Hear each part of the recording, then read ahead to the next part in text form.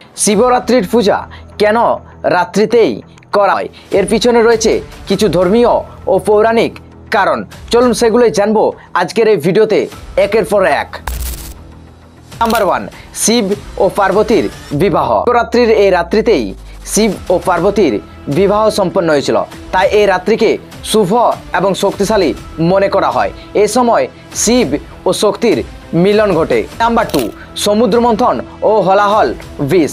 রাত্রিতেই সমুদ্র মন্থনের সময় যে হলাহল বিষ উৎপন্ন হয়েছিল, ফলে পৃথিবী ধ্বংস হতেও পারত।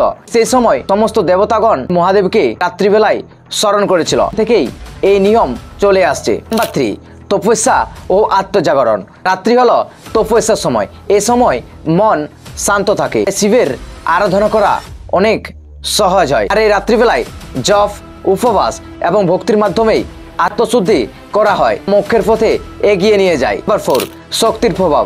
শাস্ত্র অনুযায়ী এই সময় চন্দ্র, সূর্য এবং অন্যান্য গ্রহগুলি এমন রেখায় অবস্থান করে এই সময় শিবের অধিক কার্যকর হয়ে ওঠে। তাই এই সময় শিবের পূজা করলে বিশেষ ফলদায়ক হয়ে থাকে। নাম্বার 5, অন্ধকার থেকে আলোর দিকে যাত্রা। শিবরাত্রি পূজা আত্মজ্ঞান ও আলোর দিকে যাত্রার নির্দেশ দেয়, আর এটি তমগুণ থেকে সত্যগুণে উত্তরণের প্রতীক।